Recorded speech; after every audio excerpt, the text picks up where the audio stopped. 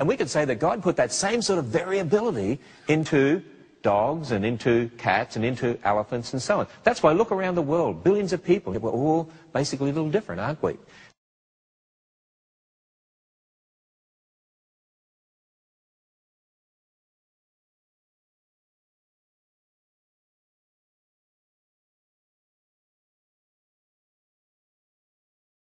Think about it, and each one of you has a unique combination of information. You know, some of you have information for black hair, some for brown hair, some don't look like you got information for hair. Actually, you do, it's just you're sort of more like poodles, if you know what I mean. But anyway, we'll talk about that later on.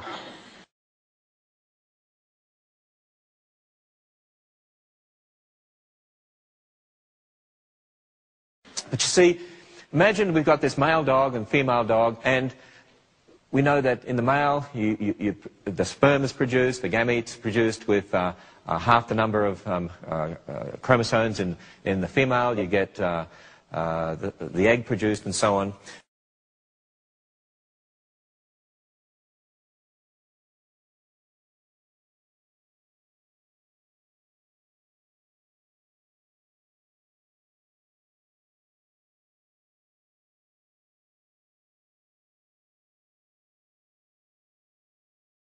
And so you can imagine from the male, we could get big A, big B, big C, and from the female, big A, big B, big C. So you get an individual fertilization.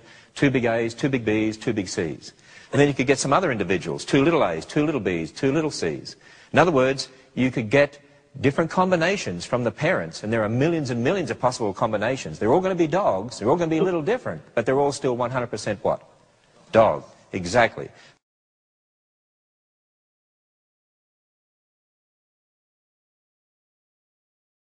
So we get all this variation within the dog kind.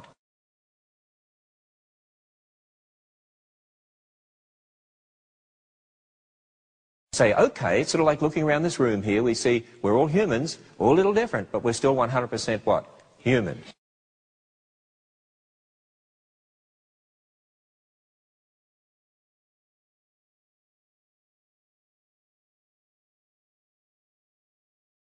Okay, now, you say, all right, I can understand that, but how do we get such different varieties as wolves and dingoes, coyotes, and so on?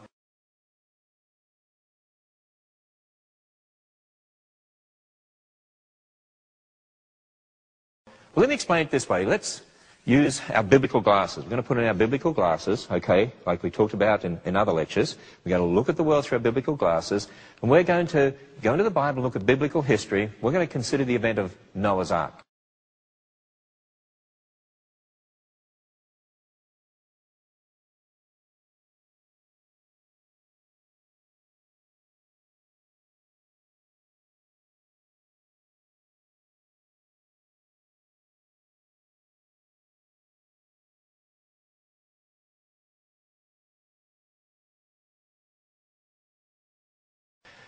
God sent 2 of every kind of land animal, 7 of some, on board Noah's Ark. Noah's Ark landed in the Middle East. So Noah's Ark must have had 2 dogs. It had 2 of all the unclean kind. So 2 dogs are on Noah's Ark. So 2 dogs get off Noah's Ark, and they get married and have kids, and their kids get married and have kids, and their kids married and have kids, and they end up with lots of dogs again.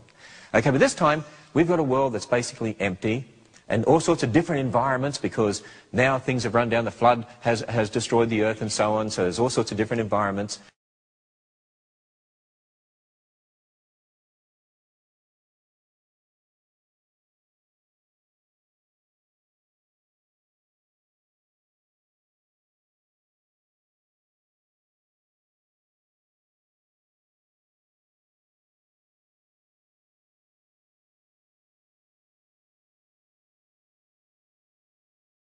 And we know in biology that there are some things that can happen that can cause what we would call rapid speciation. If you take a large population and you just take a small population from that large population and take it off on its own and isolate it, maybe even just a pregnant female to start a new population, then they're called a founder population.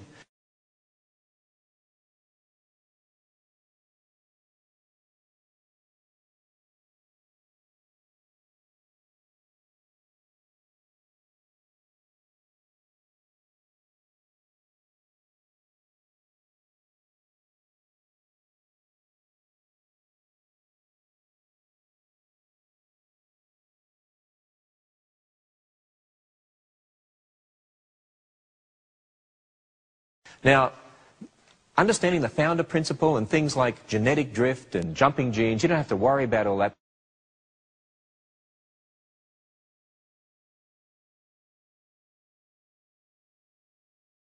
Things that happen in genetics, what can happen is that genes can be easily lost from a population.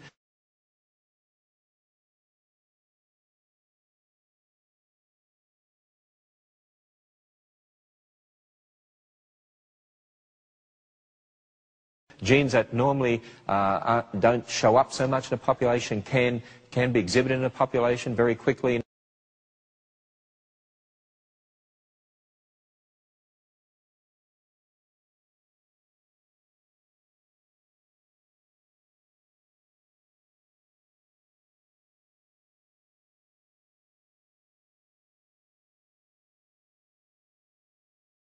In other words, you could actually get quite rapid speciation.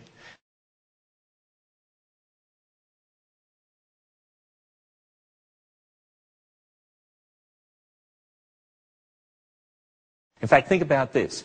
Think about dogs getting off Noah's Ark and a small population breaking off and moving in one direction, and another small population breaking off and moving in a different direction. And as a small population moves towards, say, a cold climate, those that happen to have the genes for long hair to survive a cold climate survive better than those that have genes for short hair, and so eventually you only get long-haired dogs. And the opposite in a hot climate. In other words, if we have L representing long-haired genes, S representing short-haired genes, imagine that medium-furred dogs get off Noah's Ark, all right? And only those with the L genes eventually survive in a cold climate. All those with the S genes die out. You'll produce a different variety, but it's still a dog, and it no longer has the information for short hair. The opposite could happen as it goes down to a hot climate. And you can see over a period of time what that can lead to as formation of different varieties, different species.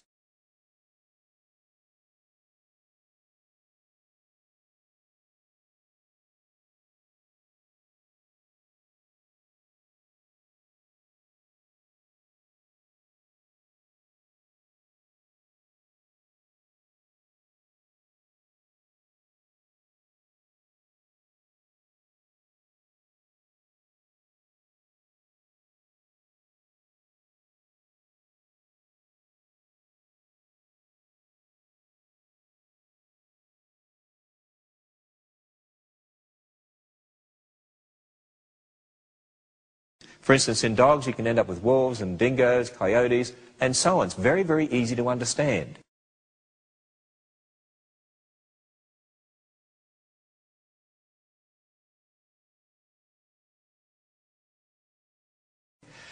We call that process when animals are selected for because of the environment. We call that natural selection. And Darwin talked about natural selection, didn't he? Well, natural selection is what you observe. You know, some Christians think natural selection is the same as evolution. No, it's not.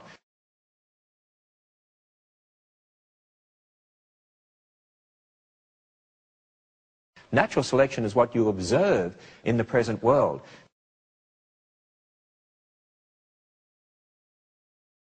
The selection process for the characteristics animals have to enable them to survive in a particular environment depends upon the environment and the genes that they have. But that is not evolution. In fact, I'm going to say to you that really the processes that are occurring here are, in essence, the opposite of evolution.